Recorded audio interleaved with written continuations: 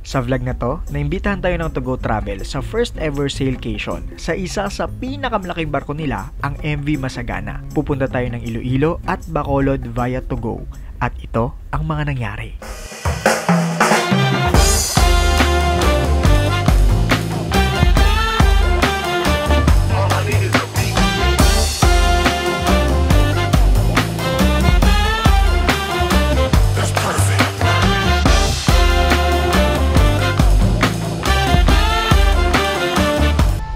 Alright guys, andito na kami ngayon sa MV Masagana at itong mga kasama ko dito. Hi! Ayan, so ganda, business class yung room namin guys. Ayan, may dalawang bed, pero actually iba-iba kaming room, pero nagsama-sama kami dito kasi as a content creator, kailangan namin magtulungan sa paggawa ng mga contents. Ayan, so meron ditong sofa, dito ako matutulog mamaya kasi hindi ako matutulog doon kasi dalawa lang kami actually doon sa room na yon, kaso lang wala, hindi ako komportable talaga, hindi ko pa kilala. So ayan, may dalawang bed, ayan. Ewan ko na lang mamaya kung ano yung maging setup namin pag natulog na kami. So ngayon, kakain kami dun sa, anong tawag doon? Island Fiesta. Island Fiesta. Ayan, kakain kami doon and yan, try natin kung masarap nga ba yung pagkain dito sa To Go. Let's go!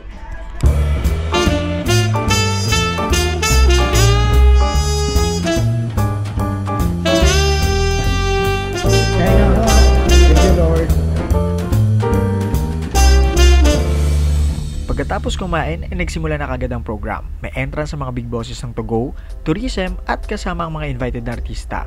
Sinimulan nga ito sa opening remarks. Pagkatapos ay may pa-quick tour sa barko. Pumunta kami sa bridge kung saan makikita ang iba't ibang navigational equipments at ang proa syempre. Pinakita din sa amin ang ibang mga type ng rooms dito. At ito pa ang ilan sa mga amenities nila. Pagkatapos ng tour ay may pa-workshop at pa-games bago kami kumain. Ready? One at a time na. Cavite, Laguna, Batangas, Bulacan, Nueva Ecija, Manila, Pampanga, Tarlac. Yes, correct!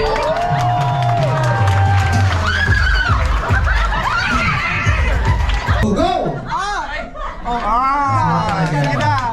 Baka naman magkamali ka pa pang kasalanan mo kung tayo makakain ng dinner. Kamay pa ang tropical dinner. Yes, correct!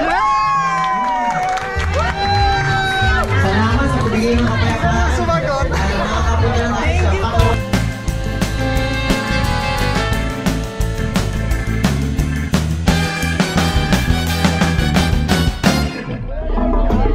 I wanna be on cover of Forbes magazine. 1, 2, 3.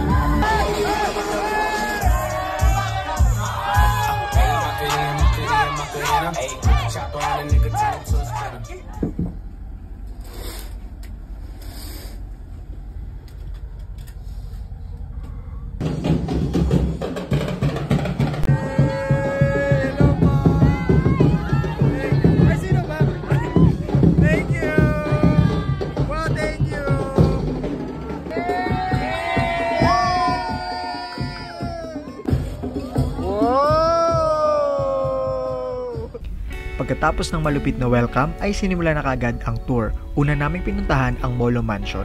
Hi guys! So nagtutour na kami ngayon dito sa Iloilo and our first stop ay dito sa Molo Mansion.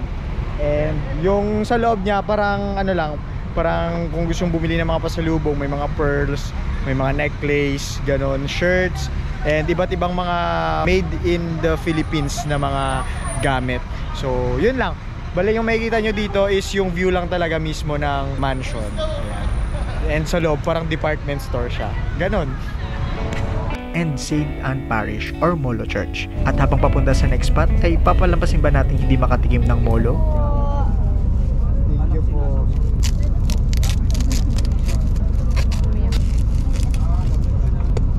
Filipino food. Tikman natin. Habang humihigop kayo, kukwentahan ko kayo. Yung isang municipality dito, yung Gimbal Municipality siya. So going south. So meron doon tinatawag na Vanishing Mansion, merong White Lady. May revolta talaga ng White Lady sa malaking puno. Totoo yun? Yung parang So yung Vanishing Mansion, yun kasi ang story lahat ng mga, halos ng mga taxi drivers. May sumasakay na babae, tapos bababa doon sa malaking mansion. Manaw doon lang po sa mansion lang. Tapos babae bababa, pag U-turn ng taxi, wala na yung mansion. Yung malaking puno na lang. Kasi, nung palami na kasi nagsasabi, ganoon talaga nangyayari. Kaya pag babae kayo doon sa road na yun. Kasunod ay itong Haro Cathedral.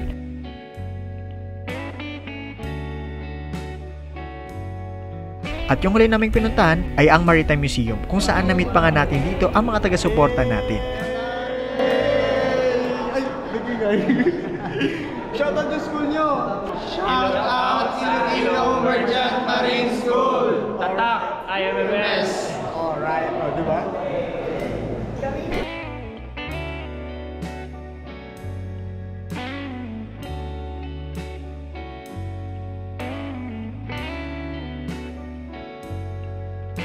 Pagkatapos dito sa Iloilo, it's time para pumunta ng Bacolod.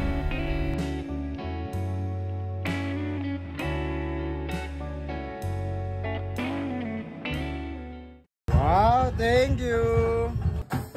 More than an hour lang ay dumating na kami sa Bacolod at ni-welcome kami ng mga mascara dancers.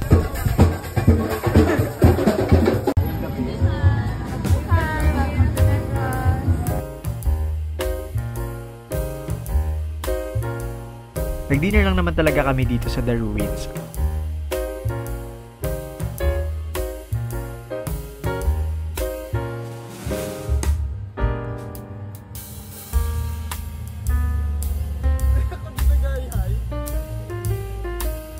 At bago bumalik sa barko, ay naghul muna ang mga kasama ko ng pasalubong.